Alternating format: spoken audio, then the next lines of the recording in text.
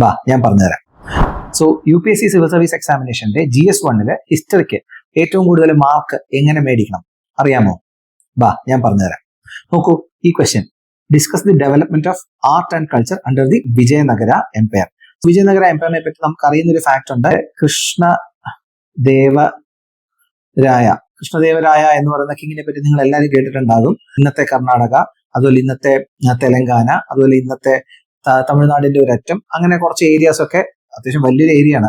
അത് ഭരിച്ചിരുന്ന ഒരു രാജാവ്. ഇൻഫാക്ട് കേരളത്തിന്റെ ബോർഡേഴ്സും നമ്മുടെ കാസർഗോഡിന്റെ കുറച്ചറ്റം, അതുപോലുള്ള കുറച്ച് സ്ഥലങ്ങളൊക്കെ ഇദ്ദേഹത്തിന്റെ അധികാര പരിധിയിൽ വന്നിരുന്ന സ്ഥലങ്ങളാണ്. സോ അദ്ദേഹം ഭരിച്ചിരുന്ന ഒരു കാലഘട്ടത്തിലുള്ള ആർട്ട് ആൻഡ് കൾച്ചറിനെ പറ്റിയാണ് ചോദ്യം. ഡയറക്റ്റ് ക്വസ്റ്റ്യൻ ആണ്, ഡിസ്കസ് ചെയ്യാനാണ് പറഞ്ഞിരിക്കുന്നത്. 15 മാർക്കാണ്. സോ 250 വേർഡ്സ് എഴുതണം. അതായത് ഏകദേശം 2.5 പേജ്, 2.5 പുറം ആണ് ഇതിന് എഴുതേണ്ടത്. സോ ഇതിന് 15 മാർക്ക് നമുക്ക് കിട്ടും. മാക്സിമം മാർക്ക് കിട്ടുക 7.5, 8 ഒക്കെ ആയിരിക്കും ഒരു ഹയസ്റ്റ് മാർക്ക് കിട്ടുക. സോ നമ്മളൊരു 6.5 ഒക്കെ ഈസി ആയിട്ട് എത്തിക്കാം. സോ ഒരു 7.5 to 8 മാർക്സ് കിട്ടണമെങ്കിൽ എന്ത് ചെയ്യണം എന്നാണ് ഞാൻ ഇതിൽ പറയാൻ പോകുന്നത്. ഇതിപ്പോ എഴുതിയിരിക്കുന്നത് ഇത്തവണ പ്രിപ്പയർ ചെയ്യുന്ന, ഇത്തവണ മെയിൻ ടെസ്റ്റ് സീരീസ് എഴുതുന്ന ഒരു കുട്ടിയാണ്. സോ ആളുടെ പേപ്പറാണ് നമ്മൾ ഇതിൽ എഴുതിക്കുന്നത് ഇവാലുവേഷന് വേണ്ടിയിട്ട്.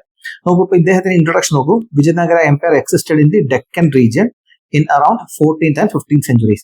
നിങ്ങൾ ശ്രദ്ധിക്കേണ്ട ഒരു കാര്യം, നമ്മൾ whenever we write questions, നമുക്ക് നല്ല പോയിന്റുകളൊക്കെ ഉണ്ടെങ്കിൽ ഹൈലൈറ്റ് ചെയ്യാൻ മറക്കരുത്. എന്ത് ചെയ്യണം? അണ്ടർലൈൻ ചെയ്യണം. സോ ഹൈലൈറ്റ് ചെയ്യണം. ഇമ്പോർട്ടന്റ് പോയിന്റ്സ് ഹൈലൈറ്റ് ചെയ്യണം, മറക്കരുത്.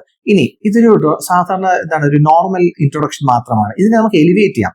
ഇതെല്ലാവർക്കും എഴുതാൻ പറ്റുന്നതല്ലേ? സോ കുറച്ചും കൂടി സ്പെസിഫിക് ആവാൻ വേണമെങ്കിൽ 14th to 15th century എന്നുള്ളത് കൃത്യമായി പറഞ്ഞാൽ, കൃത്യമായി ഡേറ്റ് അറിയണമെങ്കിൽ 1336 മുതൽ 1646 വരെ വിജയനഗര എംപയറിൽ ഇദ്ദേഹം, അതിന്റെ ഒരു ടൈം ലൈൻ എന്ന് പറയുന്നത് ആ കാലഘട്ടമാണ്. ഈ കാലഘട്ടത്തിലാണ് പല കാര്യങ്ങളും ഡെക്കൻ റീജിയനിലെ സെനിത്തിൽ പോയത് ഈ ഒരു കാലഘട്ടത്തിലാണ്. സോ അത് നമുക്ക് സൈറ്റ് ചെയ്യാമായിരുന്നു. അതല്ലെങ്കിൽ നമുക്ക് കുറച്ചും കൂടി വാല്യൂ അഡീഷൻ ഇൻട്രൊഡക്ഷനിൽ തന്നെ കൊടുക്കണമെങ്കിൽ നമുക്ക് മറ്റൊരു കാര്യം പറയാൻ പറ്റുന്നത് എന്താണ്? വിജയനഗര എംപയർ എന്ന് പറയുന്നത് it was actually synthesis of many different styles of architecture ആണെങ്കിലും ആർട്ട് ആണെങ്കിലും പല ഡിഫറെന്റ് സ്റ്റൈൽസിന്റെ ഒരു എല്ലാം കൂടെ ഒന്ന് സെന്റർ ചെയ്തൊരു സ്ഥലമാണ്. ഉദാഹരണത്തിന് നമ്മുടെ ദ്രാവിഡിയൻ സ്റ്റൈലും അതുപോലെ തന്നെ ഹൊയ്സാല സ്റ്റൈൽ. ഹൊയ്സാല എന്ന് പറയുന്നത് നിങ്ങൾക്ക് അറിയാമായിരിക്കും. അതുപോലെ തന്നെ ചാലൂക്യ, അതുപോലെ തന്നെ ഇൻഡോ ഇസ്ലാമിക് സ്റ്റൈൽ. ഇങ്ങനെയുള്ള പല സ്റ്റൈൽസ് ഓഫ് ആർക്കിടെക്ചറുകളുണ്ട്. ഇതിന്റെയൊക്കെ ഒരു മിക്സ്ചർ കാണാൻ പറ്റുന്ന, അല്ലെങ്കിൽ ഇതിന്റെയൊക്കെ എല്ലാം ഒരു അൾട്ടിമേറ്റ് പ്രഭ കണ്ടെത്തിയത് വിജയനഗര എംപയറിലാണെന്ന് പറഞ്ഞുകൊണ്ട് നമുക്ക് എന്ത് ചെയ്യാമായിരുന്നു? വേണമെങ്കിൽ ഇൻട്രൊഡക്ഷൻ കൊടുക്കാമായിരുന്നു. So that was second type of introduction. ഇനി അതല്ല, മറ്റൊരു കൈൻഡ് ഓഫ് ഇൻട്രൊഡക്ഷൻ കൊടുക്കാം. എന്താണ്? ഈ പറയുന്ന ഗോൾഡൻ ഏജ് ഓഫ് വിജയനഗര എന്ന് പറയുന്നത്, അല്ലെങ്കിൽ golden age of art and culture എന്ന് വിജയനഗര എംപയറിനെ പറയാറുണ്ട്. കാരണം ടെമ്പിൾ ആയിക്കോട്ടെ, അല്ലെങ്കിൽ ഭയങ്കര ഹ്യൂജ് ടെമ്പിൾ സ്ട്രക്ചേഴ്സ് ആയിക്കോട്ടെ, അല്ലെങ്കിൽ ലിറ്റററി വർക്കുകൾ ആയിക്കോട്ടെ, അല്ലെങ്കിൽ പെർഫോമിംഗ് ആർട്സ് ആയിക്കോട്ടെ. പെർഫോമിംഗ് ആർട്സ് എന്ന് പറഞ്ഞാൽ മ്യൂസിക്കും ഡാൻസും ഒക്കെ അടങ്ങുന്ന പെർഫോമിംഗ് ആർട്സ്, അതുപോലുള്ള കാര്യങ്ങളായിക്കോട്ടെ. അതിനകത്തൊക്കെയും ഏറ്റവും കൂടുതൽ കോൺട്രിബ്യൂഷൻസ് നടത്തിയിട്ടുള്ള ഒരു എംപയർ ആയിരുന്നു വിജയനഗര എംപയർ.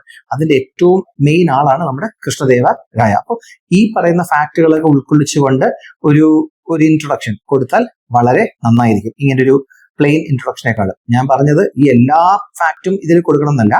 ഞാനിപ്പോ പറഞ്ഞ ഫാക്ടുകളിൽ ഏതെങ്കിലും കുറച്ചും കൂടി സ്പെസിഫിക് ആയിട്ട് ഈ 13th to അല്ലെങ്കിൽ 14th to 15th centuries എന്ന് മാത്രം പറയാതെ, ഈ പറഞ്ഞ ദ്രാവിഡിയൻ, ഹൊയ്സാല, ചാലൂക്യ, ഇൻഡോ ഇസ്ലാമിക്കിന്റെ ഒരു മെർജർ പോയിന്റ് ആയിരുന്നു. കൾച്ചറൽ ആൻഡ് ആർട്ട് ആൻഡ് കൾച്ചറിന്റെ ഒരു മെർജർ പോയിന്റ് ആയിരുന്നു ഈ പറയുന്ന വിജയനഗര എംപയർ എന്ന് പറയുന്നത്. കുറച്ചും കൂടി വാല്യൂ അഡീഷൻ അല്ലേ? സോ അങ്ങനെയുള്ള കുറച്ച് നല്ല സ്പെസിഫിക് കണ്ടന്റ് കൂടെ കൊടുക്കുവാണെങ്കിൽ ഇവാലുവേറ്റർക്ക് കുറച്ചും കൂടി മാർക്ക് തരാൻ തോന്നും. മാത്രമല്ല, നിങ്ങൾ ടു ദി കോർ ഹിറ്റ് ചെയ്തു, നിങ്ങൾക്ക് ഈ കണ്ടന്റ് കൃത്യമായിട്ട് അറിയാം എന്നും ഇവാലുവേറ്റർക്ക് മനസ്സിലാക്കാൻ കഴിയും. സോ അത് അങ്ങനെ ഒരു ഇൻട്രൊഡക്ഷൻ 1, 2, 3 വരികളിൽ കൊടുക്കാം. സെന്റൻസ് അല്ല, ലൈനാണ്. സോ ഇത്രയും വരെ നിങ്ങൾക്ക് എന്ത് ചെയ്യാം? ഇൻട്രൊഡക്ഷനുള്ള സ്പേസ് ആയിട്ട് ഇവിടെ വരെ കരുതാം.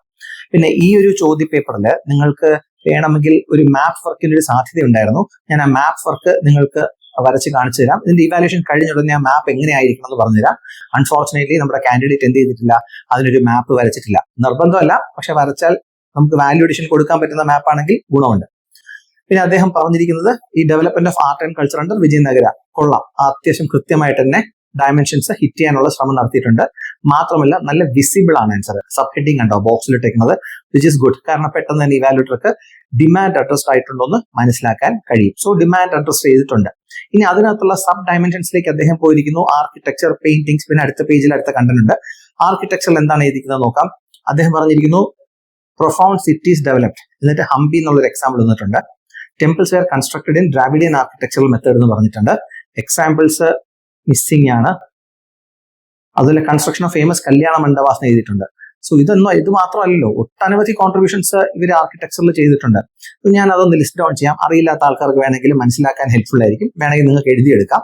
ഒന്ന്, ഇവരുടെ ആർക്കിടെക്ചറിന്റെ ഏറ്റവും വലിയ പാരാമീറ്റർ എന്നറിയുമോ, ഹ്യൂജ് സ്ട്രക്ചറുകളായിരുന്നു, ഹ്യൂജ് സ്കെയിലിലായിരുന്നു അവരുടെ സ്ട്രക്ചേഴ്സ്. ഹ്യൂജ് സ്കെയിൽ എന്ന് പറഞ്ഞാൽ സൈസ് കൊണ്ട് വളരെ വലുതായിരുന്നു. രണ്ടാമത്തെ അവരുടെ പ്രത്യേകത എന്ന് പറയുന്നത് ഹൈ ഡീറ്റെയിലിംഗ് വർക്ക് ശക്തമായിരുന്നു.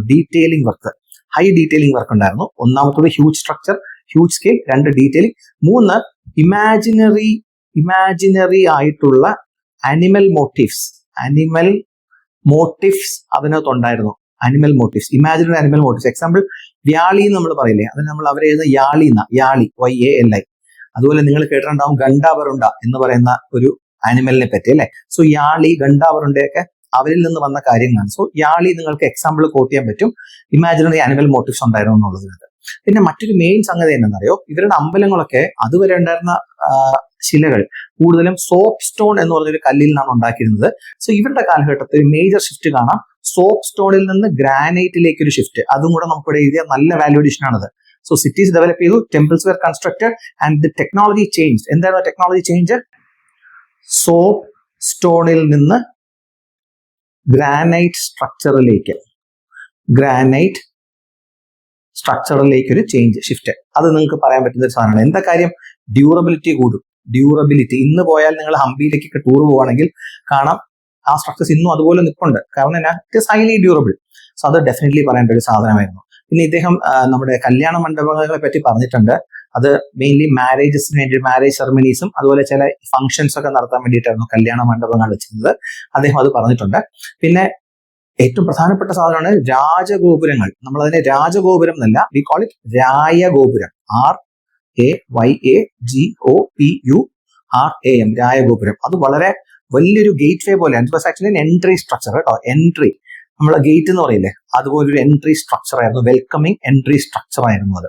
സോ അതുമൊക്കെ ഇവരുടെ കൺസ്ട്രക്ഷന്റെ പ്രത്യേകതയാണ്. പിന്നെ ഇതിനകത്ത് മറ്റ് അമ്പലങ്ങൾ, ഇവരുടെ അമ്പലങ്ങളാണ് നമുക്ക് ഫോക്കസ് ചെയ്യേണ്ടത്. അമ്പലത്തിനകത്ത് കുറെ കാര്യങ്ങൾ പറയാനുണ്ട്. സിൻസ് നിങ്ങൾക്ക് ഇതൊരു പഠിക്കാനുള്ള ഒരു ടൂൾ കൂടെ ആയിട്ട് യൂസ് ചെയ്യുന്നവരുണ്ടെന്നുള്ളത് കഴിഞ്ഞ വീഡിയോ ഇട്ടപ്പോൾ അതിന്റെ കമന്റ് സെക്ഷനിൽ കണ്ട കാര്യങ്ങൾ വെച്ച് നോക്കുമ്പോൾ I think you guys are learning from this. So അതുകൊണ്ട് ഞാൻ കുറച്ച് കണ്ടന്റ് കൂടെ പറയാം. നിങ്ങളെല്ലാം ഈ കണ്ടന്റിൽ ഉൾപ്പെടുത്താൻ ഒക്കില്ലെങ്കിൽ പോലും ഫോർ യുവർ ഇൻഫർമേഷൻ ഞാൻ പറയാം. അതായത് അവർക്ക് അമ്മൻ ഷ്രൈൻസ് ഉണ്ടായിരുന്നു. അമ്മൻ ഷ്രൈൻസ്, AMMANSHRINES, അമ്മൻ ഷ്രൈൻസ്. എന്താണ് അമ്മൻ ഷ്രൈൻസ്? അമ്മൻ ഷ്രൈൻസ് എന്ന് പറയുന്നത് അവിടെയുള്ള മെയിൻ ആയിട്ടുള്ള DT, അതായത് അമ്പലത്തിലെ മെയിൻ ആയിട്ടുള്ള വിഗ്രഹം ഉണ്ടല്ലോ, അല്ലെങ്കിൽ ആരാധനാമൂർത്തി ഉണ്ടല്ലോ, ആരാധനാമൂർത്തിക്ക് വേണ്ടിയിട്ടുള്ള ഫീമെയിൽ കൺസോർട്സ്, അല്ലെങ്കിൽ ആ മെയിൽ ഡേറ്റിക്ക് വേണ്ടിയിട്ടുള്ള കൂടെ നയിക്കുന്ന പരദേവതകളെ പോലുള്ള ആൾക്കാർ, അവർക്കാണ് അമ്മൻ ഷ്രൈൻസ് ഉള്ളത്. Amman, AMN, Amman shrines. So basically they were the consort of male deity. Consorts ആയിരുന്നു. പിന്നെ മറ്റൊരു പ്രത്യേകത എന്ന് വെച്ചാൽ ഇവർക്ക് ദ്രാവിഡിയൻ സ്റ്റൈൽ മാത്രമല്ല, ദ്രാവിഡിയൻ സ്റ്റൈൽ എന്നാണ് നമ്മുടെ ആൾ എഴുതിയിരിക്കുന്നത് അല്ലെ, ദ്രാവിഡിയൻ സ്റ്റൈൽ എന്ന്. സോ ദ്രാവിഡിയൻ സ്റ്റൈൽ മാത്രമല്ല, it was a mixture of Dravidian, Hoysala, Chalukyan, Indo Islamic style. അത് മറന്നുപോയത്. ഇതൊരു factually constructed in Dravidian correct ആണ്, പക്ഷെ ഇത് വായിക്കുമ്പോൾ തന്നെ ഇവാലുവേറ്റർക്ക് മനസ്സിലാകും മറ്റേ കാര്യം മിസ്സായി പോയി എന്നുള്ളത്. സോ ഇതൊന്നും നമ്മൾ കോഷ്യസ് ആയിരിക്കേണ്ട സാധനമാണ്. സോ ഇവിടെ നമ്മൾ എഴുതേണ്ട എന്നാണ്, ഈ പറയുന്ന കണ്ടന്റ് എഴുതാം, അല്ലെങ്കിൽ ഇവിടെ എഴുതാം ഒരു സെക്യുലാർ കൺസ്ട്രക്ഷൻ അയാൾ ഫോളോ ചെയ്തിരുന്നു. സെക്യുലാർ സ്റ്റൈലിലുള്ള സെക്യുലാർ സ്റ്റൈൽ കൺസ്ട്രക്ഷൻ. കാരണം എന്നാ, നമുക്ക് ഇൻഡോ ഇസ്ലാമിക് സ്റ്റൈലിലുള്ള കൺസ്ട്രക്ഷൻസ് നടത്തി എന്ന് പറഞ്ഞില്ലേ. പിന്നെ നമ്മൾ എന്ത് എഴുതിയാലും ഉണ്ടല്ലോ, വെറുതെ എഴുതി വിടരുത്, എക്സാമ്പിൾസ് മസ്റ്റ് ആയിട്ട് കോട്ട് ചെയ്യണം. അങ്ങനെയാണെങ്കിൽ ഒരു എക്സാമ്പിൾ പറയാൻ ഓർക്കലും നോക്കിക്കോ, ലോട്ടസ് മഹൽ. നിങ്ങൾ ലോട്ടസ് മഹൽ എന്ന് കേട്ടിട്ടില്ലേ? ലോട്ടസ് മഹൽ അതൊരു സെക്യുലാർ സ്ട്രക്ചറിന്റെ എക്സാമ്പിൾ ആണ്, മറന്നുപോരുത്. പിന്നെ ഇത് മാത്രമല്ല, നമ്മളെല്ലാവരും കേട്ടിട്ടുണ്ടാവും musical പില്ലറുകൾ. Musical pillars, Vitthala temple ഉണ്ട്. ആ വിത്തല ടെമ്പിളിൽ 56 പില്ലേഴ്സ് ഉണ്ട്. അതിൽ ഓരോ പില്ലറിൽ തട്ടിയാലും ഓരോ തരം സ്വരസ്ഥാനങ്ങൾ കേൾക്കാൻ പറ്റും. ഇപ്പൊ സരിഗമ പദനിസ എന്ന് പറയുന്ന പോലെ നമുക്ക് ഒരു ട്യൂണ് അല്ലെങ്കിൽ ഒരു ടോണ്, ഒരു പർട്ടിക്കുലർ ഈണത്തിലുള്ളൊരു ശബ്ദം നമുക്ക് കേൾക്കാൻ കഴിയും. സോ അതാണ് musical pillar. Example Vitthala temple. ഇതൊക്കെ NCERT-യിലുള്ള കാര്യമാണ്, പുതിയ കാര്യമൊന്നുമല്ല. NCERT കണ്ടന്റ് ആണ്. നോക്കിയേ, അപ്പൊ നമുക്ക് ഈ ആർക്കിടെക്ചർ എന്ന് പറഞ്ഞപ്പോൾ തന്നെ ഇത്രയും കണ്ടന്റ് നമുക്ക് എഴുതാമായിരുന്നു. സോ ഇത്രയും എല്ലാം എഴുതണം എന്നില്ല, എന്നാൽ ഇത്രയും വേണമെങ്കിൽ നമുക്ക് എഴുതാനുള്ള കണ്ടന്റ് ഉണ്ടായിരുന്നു NCERT-യിൽ തന്നെ. സോ ഇത് നിങ്ങളൊന്ന് അറിയില്ലാത്ത ആൾക്കാർ പഠിച്ചു വെക്കുക. ഇനി നമുക്ക് അടുത്ത ഭാഗത്തിലേക്ക് പോകാം. പെയിന്റിങ്സ് ആണ് അദ്ദേഹം അടുത്ത് കൊണ്ടുവന്നിരിക്കുന്നത്. സോ ഡയമെൻഷൻസ് വരുമ്പോഴേക്കും ആർട്ട് ആൻഡ് കൾച്ചർ എന്നുണ്ട്. സോ ഇത് ആർട്ടിനകത്ത് ഈ പെയിന്റിങ്സ് ഒക്കെ വരുന്നത്. ആർക്കിടെക്ചർ എന്ന് പറയുന്നത് ആർട്ടിന്റെയും കൾച്ചറിന്റെയും ഒരു ആസ്പെക്ട് ആണ് ആർക്കിടെക്ചർ. പെയിന്റിംഗിലേക്ക് വരുമ്പോൾ പെയിന്റിങ്സ് മാത്രമല്ല, അവർക്ക് സ്കൾപ്ചേഴ്സും കൂടി ആഡ് ചെയ്യാമായിരുന്നു. അദ്ദേഹം അത് വിട്ടുപോയി. SCULPTURES സ്കൾപ്ചേഴ്സും കൂടി നമുക്ക് എന്ത് ചെയ്യായിരുന്നു, പെയിന്റിങ്സിനൊപ്പം ആഡ് ചെയ്യാമായിരുന്നു. ഇദ്ദേഹം എഴുതിയിരിക്കുന്നത് നോക്കാം. Depicting stories as well as social life. ശരിയാണ്, മ്യൂറൽസ് ഉണ്ടായിരുന്നു. സോ മ്യൂറൽസ് ഉണ്ടായിരുന്നു പറയുമ്പോഴേക്കും അതൊരു ലൂസ് കണ്ടന്റ് ആയിട്ട് പോയിട്ടുണ്ട്. കുറച്ചുകൂടി സ്പെസിഫിക് ആണ്. അവർ ഫ്രസ്കോസ് ആണ് ചെയ്തിരുന്നത്. ഫ്രസ്കോ ടൈപ്പ് ഓഫ് പെയിന്റിംഗ് അറിയില്ലാത്തവർ പഠിച്ചു വെക്കുക, ഫ്രസ്കോസ്. പിന്നെ decorating temple walls with paintings of themes of Ramayana and Mahabharata. This is correct. ഇത് കറക്റ്റ് ഫാക്ട് ആണ്. ഇനി ശ്രദ്ധിക്കേണ്ട മറ്റൊരു കാര്യം, പെയിന്റിങ്ങിനെ പറ്റി പറയുമ്പോഴേക്കും ഇതിന് എക്സാമ്പിൾ ആണ്. ഫ്രസ്കോസ് എവിടെയാ ഉള്ളത്? വീരഭദ്ര ടെമ്പിൾ അല്ലെങ്കിൽ Veerabhadra painting in Lepakshi temple. Veerabhadra എവിടെയാ? ലെപ്പാക്ഷി. നിങ്ങൾ കേട്ടിട്ടുണ്ടാവും Lepakshi temple, very famous prominent temple, Lepakshi temple എഴുതുക. പിന്നെ അദ്ദേഹം അടുത്ത പേജിലേക്ക് പോകുമ്പോഴേക്കും ലിറ്ററേച്ചറിനെ പറ്റിയാണ് എഴുതിയിരിക്കുന്നത്. പക്ഷേ ഈ പേജിൽ തന്നെ നമുക്ക് എഴുതേണ്ട മാറ്റം കണ്ടിട്ടുണ്ട്. സ്കൾപ്ചറിനെ പറ്റി നമ്മളൊന്നും പറഞ്ഞില്ലല്ലോ. എന്താണ് സ്കൾപ്ചറിന്റെ പ്രത്യേകത? സ്കൾപ്ചറിൽ എന്താ ഇദ്ദേഹം ചെയ്തത്? ഒന്നാമത്തെ കാര്യം, most of the sculpture elements were monolithic. Monolithic എന്ന് പറഞ്ഞാൽ ഒറ്റക്കല്ലിൽ പണിതെടുത്തതാണ്. മോസ്റ്റ് ഓഫ് എന്ന് പറയാൻ പറ്റില്ല. മോണോലിത്തിക്കിൽ ചെയ്ത ഒട്ടനവധി കൺസ്ട്രക്ഷൻസ് ഉണ്ടായിരുന്നു. അതിൽ വളരെ ഫേമസ് ആയിട്ടുള്ള ഒന്നാണ് നന്ദി ബുൾ, ശിവന്റെ വാഹനം നന്ദി ബുൾ. അത് എവിടെയാണുള്ളതെന്ന് അറിയാമോ? ലെപ്പാക്ഷി. Again Lepakshi temple. അത് നന്ദി ബുൾ അവിടെയുണ്ട്. പിന്നെ they were very famous for metal casting. നമ്മൾ കഴിഞ്ഞ വീഡിയോയിൽ കണ്ടു ചോള എംപയറിലുള്ള എന്താണ് നമ്മുടെ ലോസ്റ്റ് ഫാക്സ് ടെക്നിക്കിനെ പറ്റിയും ബ്രോൺസ് സ്റ്റാച്യൂസിനെ പറ്റിയും അല്ലെ. അതുപോലുള്ള മെറ്റൽ കാസ്റ്റിംഗ് ഇവരും ചെയ്തിരുന്നു. പക്ഷെ ഇവര് വളരെ ചോളന്മാരെ വെച്ച് കമ്പയർ ചെയ്യുമ്പോൾ അങ്ങനെ ഒരു കമ്പാരിസൺ വേണ്ട. രണ്ട് സാധനമാണ്, ടോട്ടൽ ഡിഫറെന്റ് സാധനമാണ്. And usually they created life size statues. അതായത് ഒരാളുടെ അതേ ശരീരഘടനയും അതേ സൈസും ഉള്ള കൺസ്ട്രക്ഷൻസ് ആയിട്ട് നടത്തിയിരുന്നു മെറ്റൽ കാസ്റ്റിംഗ്സിലെ. സോ അതിന്റെ ഏറ്റവും വലിയ ഉദാഹരണം എന്ന് പറയുന്നത് കൃഷ്ണദേവരായർ തന്നെയാണ്. കൃഷ്ണദേവരായരുടെയും അദ്ദേഹത്തിന്റെ പത്നിമാരുടെയും, കൃഷ്ണദേവരായ കിങ്ങിന്റെയും അതുപോലെ പ്ലസ് അദ്ദേഹത്തിന്റെ ക്വീൻ അല്ലെങ്കിൽ ക്വീൻസിന്റെയും ഒക്കെ ഒരു ആൾ രൂപം മെറ്റൽ കാസ്റ്റിംഗ് അവരെ കൺസ്ട്രക്ട് ചെയ്തിട്ടുണ്ടായിരുന്നു. സോ അത് നിങ്ങൾ എഴുതേണ്ട ഒരു കണ്ടന്റ് ആണ്, വളരെ ഇമ്പോർട്ടന്റ്. അത് എവിടെയാന്ന് കൂടെ പറഞ്ഞുതരാം. ഇത് എവിടെയാ പ്ലേസ് ചെയ്യുന്നത്? Tirumala temple, Venkateswara temple or Venkateswara temple,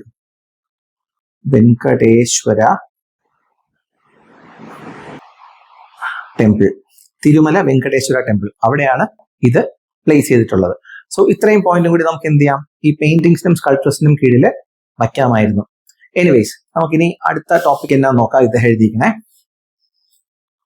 so ഇദ്ദേഹത്തിന്റെ അടുത്ത ടോപ്പിക് എന്ന് പറയുന്നത് ലിറ്ററേച്ചർ ആണ്. സോ ലിറ്ററേച്ചർ എന്നുള്ളത് നമുക്കറിയാം, അദ്ദേഹം കുറെ കവിത, കഥ, എഴുത്ത്, ശ്ലോകങ്ങൾ ഇതെല്ലാം അവിടെ ഉൾക്കൊള്ളിക്കാം. എന്താണ് ഇദ്ദേഹം എഴുതിയിരിക്കുന്നത് ആദ്യം നോക്കാം. The king himself authoring Telugu poetry എന്നാണ് എഴുതിയിരിക്കുന്നത്. The king himself authoring Telugu poetry. Example Amuktamalyada. Amuktamalyada അദ്ദേഹം എഴുതിയതാണ്. Court poets of Krishnadevaraya shaping Telugu literature. പക്ഷെ എക്സാമ്പിൾസ് മിസ്സിംഗ് ആണ്. ഫാക്ട്സ്, അതൊരു ജനറൽ സ്റ്റേറ്റ്മെന്റ്, ഫാക്ട്സ് മിസ്സിംഗ് ആണ്. Literature in Sanskrit, Telugu, Kannada etcetera also flourish. Okay, ഇതെല്ലാം ഉണ്ട്. പക്ഷെ ഒരു നമുക്ക് കുറച്ചൊരു ഡെപ്തിൽ വേണമെങ്കിൽ എഴുതാൻ പറ്റുമായിരുന്നു ഇതേ സാധനം. അങ്ങനെയാണെങ്കിൽ എന്താണ് അവിടെ എഴുതേണ്ടത്? ആദ്യം തന്നെ പറയേണ്ടത് ഇതേ സാധനം ആദ്യം എഴുതണം. സംസ്കൃതത്തിലും തെലുങ്കിലും കന്നഡയിലും ഒക്കെ ഉള്ള ഒരു സമ്മിശ്രമായ സാധനം ഉണ്ടായിരുന്നു എന്ന് എഴുതണം. അതുകൂടാതെ അടുത്ത് പറയേണ്ട മെയിൻ സാധനം ഈ അമുക്തമല്യതയില്ലേ, അദ്ദേഹത്തിന്റെ കോർട്ടിൽ വെച്ചിട്ട് അദ്ദേഹം ചിട്ടപ്പെടുത്തിയൊരു സാധനം കൂടിയാണ്. അപ്പോൾ ഇത് ആക്ച്വലി ഇതിന്റെ ഒരു പ്രത്യേകത ഉണ്ട്. ഈ അമുക്തമല്യതയ്ക്ക് ഇതൊരു പ്രബന്ധം എന്ന് പറയില്ലേ, പ്രബന്ധ സ്റ്റൈലിൽ ചിട്ടപ്പെടുത്തിയെടുത്ത ഒരു സംഗതിയാണ് പ്രബന്ധ സ്റ്റൈൽ കേട്ടോ. പ്രബന്ധ സ്റ്റൈൽ മറന്നുപോയത്. ഇനി ഇദ്ദേഹത്തിന്റെ കോർട്ടില് അഷ്ടദിഗ്ഗജാസ് ഉണ്ടായിരുന്നു. ആരാണ് അഷ്ടദിഗ്ഗജാസ്? അഷ്ടം എന്ന് വെച്ചാൽ എന്താ? 8. ഗജം എന്ന് വെച്ചാൽ എന്താ? എലിഫന്റ്, ആന. അപ്പൊ 8 ആനകൾ എന്ന് പറയുന്ന പോലുള്ള കൺസെപ്റ്റ്. അതായത് 8 ഭീകരന്മാരുണ്ടായിരുന്നു. ഭീകരന്മാർ വെച്ചാൽ ആരാ? എല്ലാ ഫീൽഡിലും മികവ് തെളിയിച്ച 8 ആൾക്കാർ അയാളുടെ കൂട്ടത്തിലുണ്ടായിരുന്നു. അതിൽ എല്ലാവരും പ്രമുഖരാണെങ്കിലും നമുക്ക് ലിറ്റററി പോയിന്റ് ഓഫ് വ്യൂവിൽ നോക്കുവാണെങ്കിൽ അതിൽ ചില ആൾക്കാരുടെ പേര് എടുത്തു പറയേണ്ടി വരും. അതിലൊരാളാണ് അല്ലസാമി പെഡ്ഡണ്ണ. ALLASAMI അല്ലസാമി പെഡ്ഡണ്ണ. He is also known as the grandfather of ആരുമല്ല, തെലുഗു പോയട്രി. കേട്ടോ, നമ്മൾ ഇന്ന് കാണുന്ന തെലുങ്ക് പാട്ടിന്റെയൊക്കെ ഗ്രാൻഡ് ഫാദർ ആണ് അല്ലസാമി പെഡ്ഡണ്ണ. ഇത്രയും നിങ്ങൾ മറന്നു പോകരുത്. ഇദ്ദേഹം എഴുതിയൊരു പുസ്തകമുണ്ട്, മനുചരിതം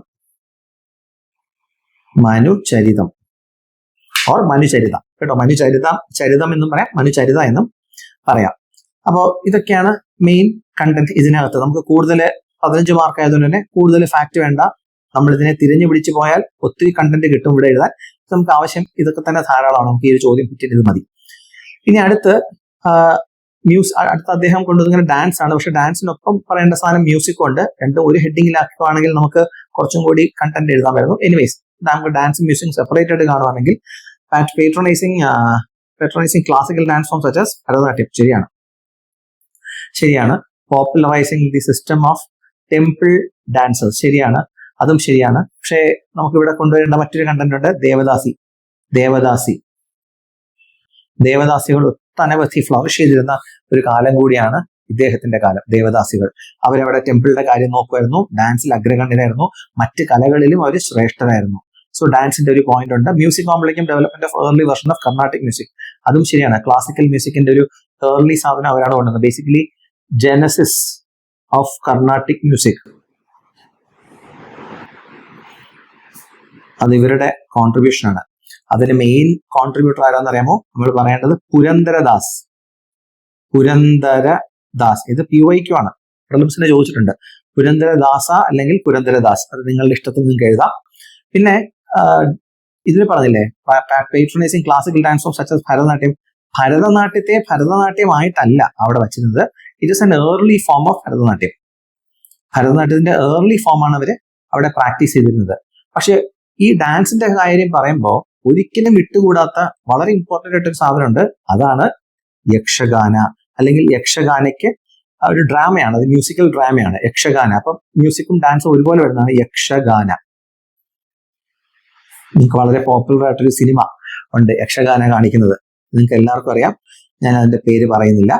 സോ യക്ഷഗാന അഗെയിൻ നമുക്കതും ഇവിടെ സൈറ്റ് ചെയ്യേണ്ടതായിരുന്നു. It is again very similar to നമ്മുടെ കഥകളി പോലെ തന്നെ വളരെ സിമിലർ ആണ്. കഥകളിയേക്കാൾ ഉപരി അത് കുറച്ചും കൂടി ചായ്വ് തെയ്യം പോലെയാണ് അത് ഫംഗ്ഷൻ ചെയ്യുന്നത്. It's actually a costumed dance. Okay, so ഇത്രയും കണ്ടന്റ് നമുക്ക് ഇവിടെ എഴുതാൻ കഴിയും. ഇനി നമുക്ക് അടുത്ത പേജിൽ പുള്ളി എന്താണ് എഴുതിക്കുന്നത് നോക്കാം. റിലീജിയൻ, കൾച്ചറിനകത്ത് റിലീജിയൻ എഴുതാമെന്ന് വെച്ചാൽ ഓക്കെ, നമുക്ക് എഴുതുന്നതിൽ തെറ്റില്ല.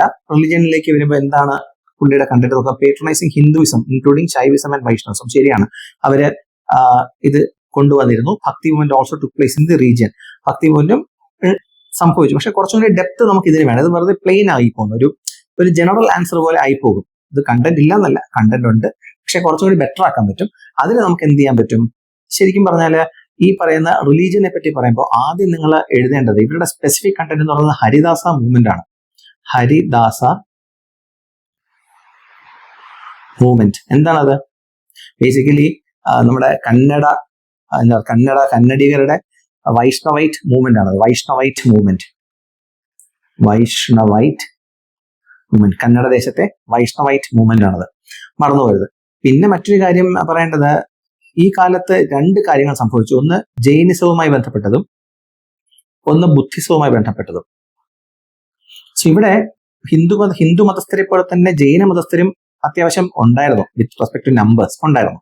സോ ഇവർ തമ്മിലുള്ള ഒരു കോൺഫ്ലിക്റ്റ് സ്ഥിരം നടന്നിരുന്ന ഒരു കാലഘട്ടം ഉണ്ട് ഇവർക്കിടയിൽ. സോ അത് ആക്ച്വലി ബുക്കരായയുടെ സമയത്ത് വളരെ ഫേമസ് ആയിട്ടുള്ള ഒരു സാധനം, ഒരു ശാസനം ബുക്കരായ ഇറക്കിയായിരുന്നു. നമ്മൾ അത് സാധാരണ പറയാ ബുക്കരായ 1, അദ്ദേഹത്തിന്റെ കാലഘട്ടത്തിൽ ഇവർ തമ്മിൽ ഒരു ഇഷ്യൂ ഉണ്ടായ സമയത്ത് ഇദ്ദേഹം ഒരു ഡിക്രി ഇറക്കി. എന്താണ് പറയുന്നത്? അതിൽ ഹിന്ദുക്കളും ആൻഡ് ജൈനന്മാരും ഒരേ പ്രിവിലേജ് ഉള്ളവരാണെന്നും അവർ ഒരുപോലെ കഴിയണമെന്നും രാജസന്നിധിയിൽ രണ്ടുപേർക്കും ഒരേ പ്രിവിലേജ് ആണ് ഉള്ളതെന്നുമായിരുന്നു ബുക്കറായുടെ ഒരു ഐഡിയ. സോ നിങ്ങൾക്ക് അതിൽ നിന്ന് എന്ത് മനസ്സിലായി? റിലീജിയൻ എന്ന് പറയുന്ന കൺസെപ്റ്റ് എത്തുമ്പോഴും to some extent they were really secular, they were okay with accepting other people from other dominions, അല്ലെ, denominations and other kind of religious belief. So that is okay. പിന്നെ ബുദ്ധിസത്തിന് മറ്റൊരു സംഭവം, ബുദ്ധിസം ആൾക്കാർ ഒന്നാമത് ഒരു മൈനോറിറ്റി ആയിരുന്നു ആ കാലഘട്ടത്തിൽ, മൈനോറിറ്റി ആയിരുന്നു. അതുകൊണ്ട് തന്നെ കുറെ ബുദ്ധമതസ്ഥർ എന്ത് ചെയ്തു? ഹിന്ദുയിസത്തിലേക്ക് ചേക്കേറി. സോ അത് ഡൈല്യൂട്ട് ചെയ്ത് ഹിന്ദുയിസം വളരുകയും ബുദ്ധിസം ഡിക്ലൈൻ ചെയ്യുകയും ഹിന്ദുയിസം ഗ്രോ ചെയ്യുകയും ജൈനിസം ഇവഞ്ച്വലിയും മെല്ലെ മെല്ലെ മെല്ലെ ഡിക്ലൈൻ ചെയ്യുകയും ചെയ്തു ഈ കാലഘട്ടത്തിൽ. സോ ഇതാണ് റിലീജിയസ് ആസ്പെക്ട് നിങ്ങൾ മനസ്സിലാക്കേണ്ടത്.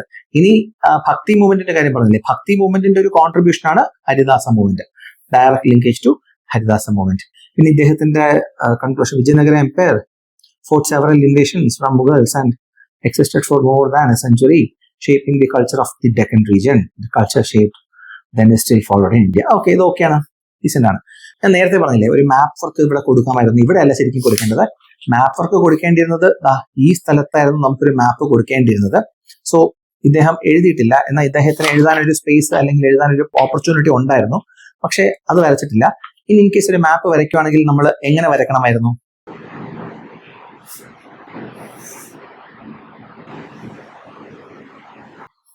ഇന്ത്യയുടെ ഒരു മാപ്പ് വരയ്ക്കുകയും അതിനകത്ത് അദ്ദേഹം ഭരിച്ചിരുന്ന ഒരു മേഖല ഏകദേശം മാർക്ക് ചെയ്യുകയും ചെയ്യുകയാണെങ്കിൽ, കേരളത്തിന്റെ ഇത് കേരളമാണെന്ന് വെച്ചോ, കേരളം ഇതാണെങ്കിൽ ഏകദേശം കേരളമാണെങ്കിൽ, തമിഴ്നാടാണെങ്കിൽ അല്ലെങ്കിൽ തമിഴ്നാട് ഏകദേശം ഇങ്ങനെ വരും, അല്ലെ, ഇങ്ങനെ വരികയാണെങ്കിൽ ഏകദേശം ഒരു ഈ റീജിയൻ ഇത്രയും അദ്ദേഹത്തിന് കീഴില്ല. അതായത് അന്നുണ്ടായിരുന്ന തെലുങ്ക് ദേശം, അന്നുണ്ടായിരുന്ന മധ്യപ്രദേശിന്റെ ഒരു ഭാഗം, അതുപോലെ അന്നുണ്ടായിരുന്ന കർണാടകയുടെ ഒരു ഭാഗം, കേരളത്തിന്റെ ഒരു ഭാഗം, ഒരു ഭാഗം, അതായത് ഇന്ന് കാണുന്ന കാസർഗോഡ് ഏരിയ ഒക്കെ വിജയനഗര എംപയറിന്റെ ഭാഗമായിരുന്നു. ഇതിൽ വളരെ പ്രോമിനന്റ് ആയിട്ടുള്ള കുറച്ച് സ്ഥലങ്ങൾ ഉണ്ടായിരുന്നു. ഞാനത് വേറൊരു പെൻ വെച്ച് വരയ്ക്കാം, നോക്കിക്കോ. ഇതിൽ വളരെ പ്രോമിനന്റ് ആയിട്ടുള്ള ഒരു സ്ഥലമാണ് കാഞ്ചീപുരം. നിങ്ങൾക്ക് എല്ലാവർക്കും അറിയാം കാഞ്ചീപുരം. നമ്മൾ ചുമ്മാ കാഞ്ചീപുരം എന്ന് എഴുതിയ മാർക്ക് കിട്ടില്ല. കാഞ്ചീപുരത്തിന്റെ പ്രത്യേകത എന്താണ്? അവിടെ ആക്ച്വലി നമ്മൾ നേരത്തെ പറഞ്ഞ അമ്മൻ ഷ്രൈൻസും രാജഗോപുരങ്ങളൊക്കെ ദ്രാവീഡിയൻ ട്രഡീഷൻ ഉണ്ടായിരുന്ന ഒരു സ്ഥലമാണ്. ദ്രാവീഡിയൻ ട്രഡീഷൻ. സോ ദ്രാവീഡിയൻ ട്രഡീഷൻ ഉണ്ടായിരുന്ന സ്ഥലമാണ് കാഞ്ചീപുരം. അതുപോലെ നമ്മുടെ Tirupati again it's A major religious centre ആയിരുന്നു തിരുപ്പതി. അവിടെ നമുക്ക് വെങ്കടേശ്വര ടെമ്പിളും അതുപോലെ വെങ്കടേശ്വര ഇമേജസും ഒക്കെ ഒത്തിരി ഉണ്ടായിരുന്ന കുറെ പോർട്രേറ്റ്സും കൃഷ്ണദേവരായരുടെ, ഞാൻ പറഞ്ഞില്ലേ കൃഷ്ണദേവരായരുടെ ക്വീനുമായിട്ടുള്ള ഒരു മെറ്റൽ കാസ്റ്റ് ചെയ്തിട്ടുള്ള ബിംബങ്ങളൊക്കെ ഉണ്ടെന്ന്, അത് ഈ റീജിയനിലാണ് ഉള്ളത്. പിന്നെ നമുക്ക് അതുപോലെ ഏകദേശം ഇവിടെ ആയിട്ടാണ്, നിങ്ങൾ മറന്നുപോണ്ട, ഇതാണ് ലെപ്പാക്ഷി ടെമ്പിളിന്റെ സ്ഥലം കേട്ടോ. ലെപ്പാക്ഷി നമ്മൾ ഇന്ന് നേരത്തെ കണ്ടു, ലെപ്പാക്ഷി ടെമ്പിൾ റീജിയൻ. ലെപ്പാക്ഷി എന്ന് വെച്ചാൽ വളരെ വിജയനഗരയ്ക്ക് വളരെ വേണ്ടപ്പെട്ട, വളരെ ഇമ്പോർട്ടന്റ് ഉള്ള ഒത്തിരി ഫ്രസ്കോ പെയിന്റിങ്സ് ഒത്തിരി കിട്ടിയിട്ടുള്ള ഒരു സ്ഥലമാണ് ലെപ്പാക്ഷി ഏരിയ. അതുപോലെ പിന്നെ നമുക്ക് പറയാൻ പറ്റുന്നത് നമ്മുടെ നമ്മൾ ഉടുപ്പി കോഫി എന്നല്ലേ ഉടുപ്പി. സോ അത് ഇവിടെയാണ് ഉടുപ്പിയുടെ പ്രത്യേകത എന്താണ്? It's a famous music centre, music and dance, specifically Carnatic മ്യൂസിക്കിന്റെ ഒരു സ്ഥലമാണ്, മെയിൻ സ്ഥലമാണ്. ഇനി അതുപോലെ തന്നെ ശൃംഗേരി മഠം എന്നൊക്കെ ഉണ്ട്. ശൃംഗേരി, അത് ഉടുപ്പിയുടെ തൊട്ട് മുകളിലുള്ള ശൃംഗേരി, SRNGERI, ശൃംഗേരിയുടെ പ്രത്യേകത എന്നാ? It is again A place of philosophy. പിന്നെ നമുക്ക് ഏറ്റവും അറിയുന്ന എല്ലാവർക്കും അറിയുന്ന ഒരു സ്ഥലം ഹംപി, അല്ലെ, Hampi.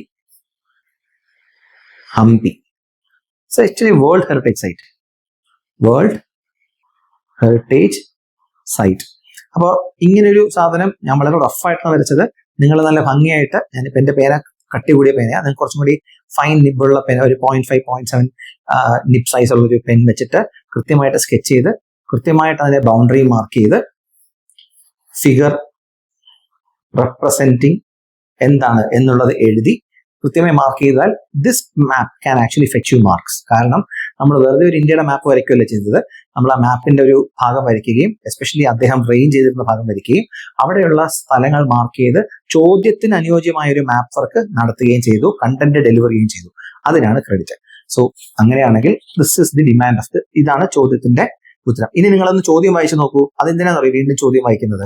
So that you can easily map. നമ്മൾ എഴുതിയ ആൻസർ കൃത്യമായിട്ട് വന്നോ എന്ന് നോക്കണം. Discuss the development of art and culture under the Vijayanagara empire. It is comprehensively covered. നമ്മുടെ ആൻസർ പെർഫെക്റ്റ് ആണ്.